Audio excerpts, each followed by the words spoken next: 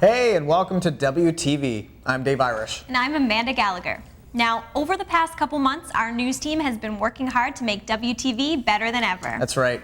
We've got a new set, new faces, and a new website.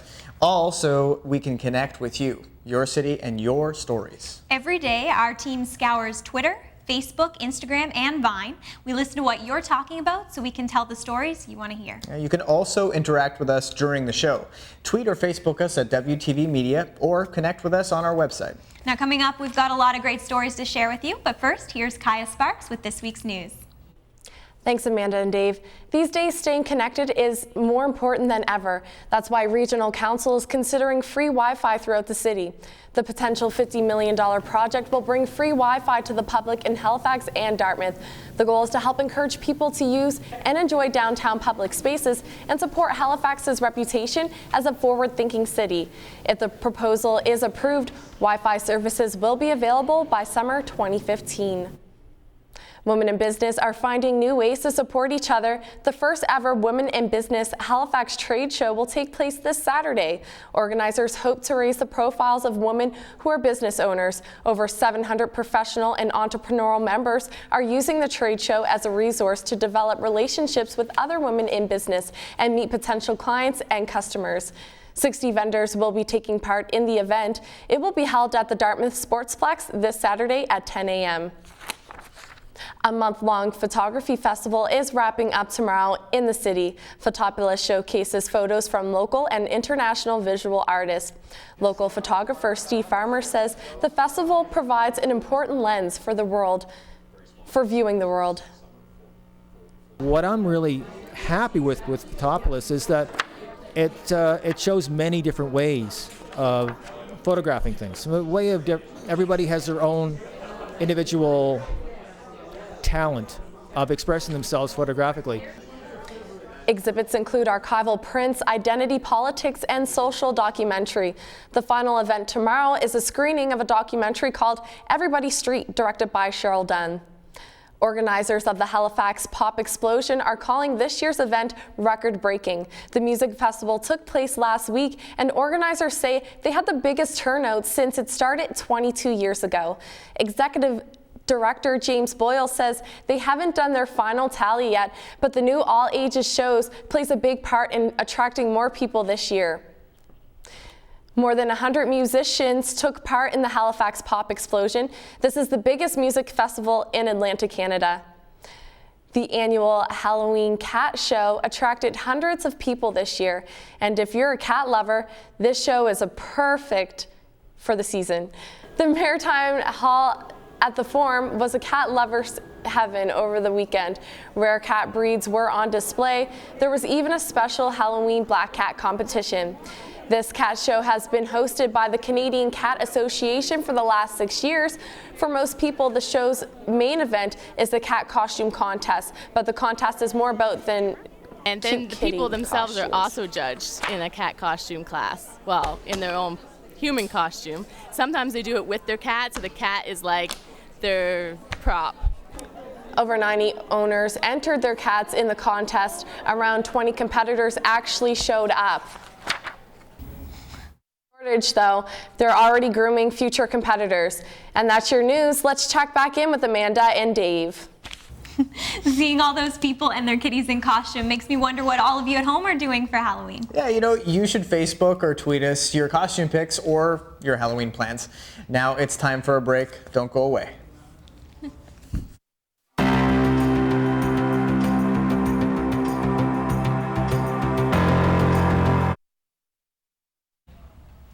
Welcome back. Now, on to something that's still on many of our minds, the recent attacks in Ottawa and Quebec.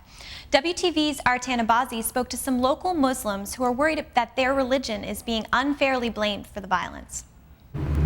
Mary Lynn Moore converted to Islam in 2005 after reading the Quran. She says it just felt right to her. But since the attacks in Ottawa and Quebec, she thinks people are looking at her differently. Things like, oh, Muslim, and then they start talking about what happened in Ottawa, and it gets louder and louder, as if to say, we know you're a Muslim and you're one of them. Moore says it is unfair to blame Islam for the murders of the two soldiers. If someone is not a Muslim and they commit mass murders, killing, dozens, hundreds, no one questions what their religious beliefs are, what motivated them. It's just, but if the person's name happens to be Ahmed or Muhammad or whatever, suddenly, oh, he's a Muslim. Islam is horrible. Ziad al-Murshidi is the reciter of the Quran at the Masjid Mosque in Halifax. He says the events last week should not make people fear Muslims or Islam. I think that this is not related to the religions. People just have bad ideas or bad bases which they act from, and it's not related from any religion which came from the heavens. Though like all religions, Ziad says, sometimes people choose to interpret Islam for their own means or misinterpret it, especially if they're new to it. What happens is that when a new Muslim comes, he may find himself new and not familiar with the religion. Both Moore and Ziad say they hope people will not blame an entire religion for the actions of a few of its followers. Artan Abazi, WTV News, Dartmouth. Now, it's hard not to think about how scary the Ebola virus can be. 10,000 people have been infected worldwide, mostly in West Africa. Now, a local group of people with ties to that region is taking action. I met up with them earlier this week. We gotta walk for Ebola. Thank you all. Everyone here lives in the Halifax area, but most come from countries in West Africa. The Ebola virus has infected and in some cases killed some of their friends and family. Still, this gathering feels more like a happy family reunion. Hey, how you doing? It's a community in action, and they've come out to support a new coalition called Fight Ebola Nova Scotia. Rugi Jallo is from Sierra Leone. And we're here to do the walkathon to raise awareness and funds to send to any of these countries, the Ebola centers, to help with those living there with the crisis. Supporters walked around the Halifax Common for hours last Saturday to help set the record straight. There's also a lot of stigma going on. Say, for example, we have someone in our group whose mother is coming to visit him from Nigeria, and Nigeria is Ebola free, but how would she be treated at the airport? George Mbamalu is the friend Rugi mentioned. He says he's still worried for his mother, even though health officials say a traveler must declare symptoms of Ebola to be quarantined. But the problem we're having now is that for her to come here, we're a little bit afraid that she may be quarantined. Despite that, he says he still plans to see his 95-year-old mother again. Part of it is public awareness, public education, and let people know that even though if a country has experienced Ebola, that it doesn't mean that everybody coming from there has Ebola. The coalition has also helped raise money for medical supplies desperately needed in the affected countries. But here at home, they say people can help by learning the facts. Because stigma can be a virus, too. If you want to voice your concerns about the Ebola virus, there's a public forum happening tonight. It will be at 6 p.m. hosted by Fight Ebola Nova Scotia at the Victoria General Hospital. Now, the NSCC Waterfront campus is home to some amazing technology, and recently it purchased something on the cutting edge of innovation. WTV's Alan April joins us live to tell us more about what is being called a game changer. Thanks, Dave and Amanda. I'm here at NSCC Waterfront campus, where some engineering students are learning how to use equipment that is changing the world. NSCC's Design and Innovation Center received an exciting addition this year. In January, NSCC became the first post-secondary institution in Canada to purchase a 3D metal printer. Abed Ahmad is the academic chair of Mechanical and Industrial Technologies at Waterfront campus. So the college decided that it was going to be on the forefront of adding technology and being innovative and being creative, and invested in this 3D printer that we have, the Renishaw metal 3D printer. The printer cost nearly $1 million, but NSCC paid $750,000 after an educational discount. Ahmad says the technology has already impressed many. The reaction obviously is in many cases, wow, right? We have this technology, and everybody that comes through there, of course, our students are exposed to it quite a bit. But as industry partners come through or other institutions come through, they're amazed at the fact that we have this technology. Mechanical engineering students at the Waterfront campus are learning how to operate 3D printers. Second-year mechanical engineering student Isaac Jones says his interest in 3D printing influenced his decision to study at NSCC. Just hearing about it on the news and stuff, it sounded like an amazing technology, and when I looked into it, it was even more amazing than I first thought. While NSCC already had 3D printers that print in plastic and ceramic, the metal 3D printer allows for a detailed and sturdy final product to be designed and produced right here in the college. 3D printing is still an emerging technology that has a lot of room to grow and a lot of room to grow into industries. So getting the knowledge now at NSCC lets us be prepared for the future. The printer has already been used to produce parts for the Canadian Navy, as well as laboratories at Dalhousie University. Back to you, Dave and Amanda. Thanks, Alan. Now, it was bound to happen. The government is cracking down on e-cigarettes. Health officials are calling them a public health hazard. New rules means the devices will soon be banned from public places, and that's not welcome news for everyone. WTV's Dylan McNeil has more. Kyle Kurtz owns Smokeless NS Limited, an e-cigarette store in Halifax and Dartmouth. He says e-cigarettes and flavored tobacco should not be lumped together. They're using the flavored tobaccos and the flavored cigarillos and whatnot as an attack on e-cigarettes. I would suggest that perhaps it's because of the decline in tobacco revenues. E-cigarettes are battery-powered devices designed to stimulate the act and taste of smoking cigarettes. They contain flavoring or nicotine that is heated into a vapor and inhaled. The government's amendment will stop stores from displaying or advertising them, and Kurtz says that would ruin his business. From what I've understood, is it would make it impossible for me to conduct business. I cannot conduct business in a store where the customer cannot see what they're buying. Donnie McIsaac is an e-cigarette user. He says not enough is known about e-cigarettes to regulate them. I think they should know more about it before they really try to pin it down or put it in a category. I don't think it's as harmful as they think as far as a secondhand smoke would be. That'd be much more harmful. The health minister says the province's 1,200 retailers will be given 6 months to adapt to the changes after legislation is passed. Dylan McNeil, WTV News, Dartmouth. Community groups in Halifax's North End say they're not giving up hope yet. They still want to take over St. Patrick's Alexander School despite a court ruling that sides with a private developer. WTV's Vince Williams has the story.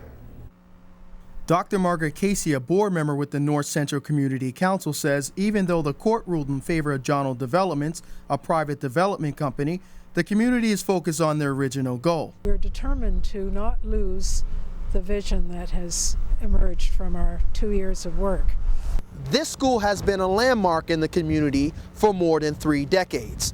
And the North End Central Community Council say they want to utilize this space for social, educational, and affordable housing facilities. The court ruling means Johnno Developments has the right to the property, which it plans to turn into business spaces and condos, and it has promised 10% of its space for nonprofit groups. Still, members of the community coalition say they need support now more than ever. So what we're asking now is for our community and the wider community of Halifax to see the relevance and the importance of this and to get behind us. Margaret Casey says it's that support that has gotten them this far. I think the spirit is great and a lot of enthusiasm, despite the fact that we're disappointed in the court ruling. Both party lawyers, along with city councilors, held an in-camera session 2 weeks ago, deciding which group has the inside track to win the bid. No matter what the city decides, the group wants to find an ideal place where they can deliver programs that will serve the community needs. Vince Williams, WTV News, Halifax. Now it's time for another break. We'll be right back.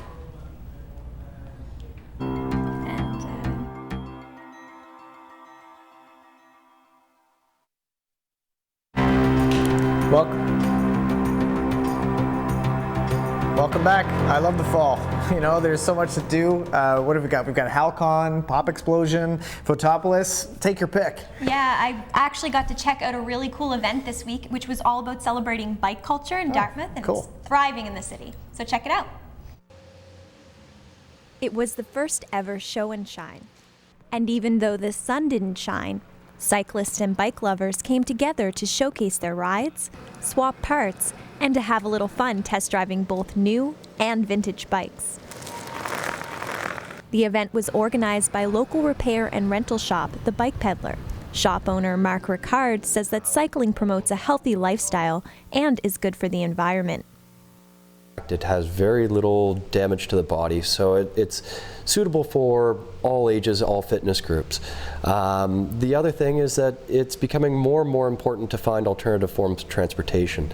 So the more people we can get off of the street in their car and into a bicycle for transportation, the better. Ricard says events like the Show and Shine are successful because Dartmouth is an active and welcoming community with a demand for bike services. The City of Lakes is home to many cycling trails and has become a popular location for scenic bike touring. It's a lot less stressful than biking in downtown Halifax, but it's also right next to Shuby Park and the Lake Binook Trail, Saltmarsh Trail. I don't know, it's just a really good connection point. The Bike Peddler plans to hold another Show and Shine in the spring, when the weather is warmer and drier. The hope is that once the warmer weather hits, even more community members will take part in the event. The Bike Peddler's main shop is located on Portland Street, and they actually have a rental location on Alderney Drive, which is super convenient because the Harbourfront Trail is right there. Yeah. Now, so how bike-friendly are Halifax and Dartmouth? This is a good question, so let us know what you think. Facebook or tweet us at WTV Media using the hashtag HFXCycle.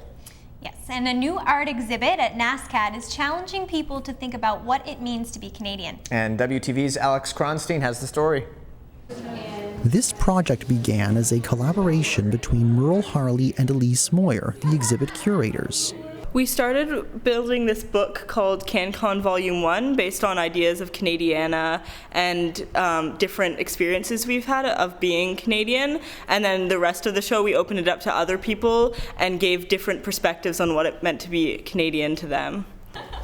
The exhibit features the work of NASCAD students, alumni, and faculty, and ranges from satire to serious content. The works were created using traditional and digital printmaking methods. There's a lot of different opinions and interests displayed in these works because they are made by a variety of people. So I mean, there should be something that people can kind of take away, but maybe not necessarily from the show as a whole. They could probably identify with at least one of the prints in the show. Harley says the recent incidents in Ottawa and Quebec were on her mind before the show's opening. We did talk quite a bit about whether we wanted to take anything out, considering that, but we think that it's really more of a show of like what it means to be Canadian overall and not directly looking at any of the recent events. I do think it's pertinent talking about those and thinking about it, but I don't think it directly relates to the work being made. A Strong Canada can be viewed at the Anna Leon Owens Gallery until November 1st. Alex Kronstein, WTV News, Halifax. An organization in Halifax is helping to give immigrant and migrant women a voice. Maria Martelli joins us live. Maria? Thank you, Dave. The Immigrant Migrant Women Association of Halifax is a new organization creating women-oriented programs. I spent the evening at their open mic event, and I had the opportunity to talk to some of them. Sylvia Calatayud moved here from Mexico 14 years ago. She's one of the original members of the Immigrant Migrant Women Association of Halifax. She says the group wants to help immigrant women better integrate into Canadian society. The idea is to create projects, and we had been creating projects tailored especially for women, and there is nothing like that in Halifax. Programs like culturally sensitive swimming lessons with a female instructor and open mic events so women can share their stories. The group is responding to the concerns that 44 immigrant and migrant women had at the very first meeting. Tavinda Sheikh is from Pakistan and she joined the group last month. She says immigrant women have many challenges to overcome. Employment, for example, is one of the biggest ones. When we come here, there's cultural differences. We start new families, and so, you know, all of those things become challenges for us, and not knowing about the new country, what resources are available for us. The president of the association wants immigrant and migrant women to be visible in society and to have a strong place in the community. We wanted to offer a space for immigrant women, regardless of their status, to come together and find a space where they can be supported in their process of integration and adaptation. The association is applying for funding from the Department of Health to develop new programs to address the mental health and well-being. Amanda, if the association receives the funds, they will be launching the new programs at the beginning of next year. Back to you. Thanks, Maria. Now, our friends in first-year radio and television arts bring you what's happening in your city this week. Take it away, guys. Thanks, guys. Common Roots Urban Farm is having their 3rd annual Pumpkin Smash Hootenanny. It's a great event if you're looking for something fun to do with your jack-o'-lanterns after Halloween. This free event is happening on Saturday, November 1st from 2 to 6 p.m. on Bell Road and Roby Street. Rain or shine, bring your pumpkins and jack-o'-lanterns and smash them up into compost. There'll be activities and events for all ages, like cider pressing, live music, food, and a silent auction. Also on Saturday, Dalhousie University Club will be hosting the Halifax Halloween Art Battle. Painters will have only 20 minutes to work while visitors see the art happening in real time and vote for the best piece. Tickets are $15. The annual Blue Nose Ghost Festival is back with all kinds of spooktacular events. Go through the haunted house, cemetery tours, and a casket ride that simulates the feeling of actually being buried alive. The event runs until this weekend and is located at Alderney Landing in Dartmouth. Take the rhythmical creation of beauty and words, and you will have poetry. HRM's Poet Laureate Al Jones will be performing in praise of the spoken word, poetry, and preaching. The event is free and will take place at St. Columba Chapel in Halifax on October 30th at 7 p.m. That's all for WTV Entertainment this week. Back to you.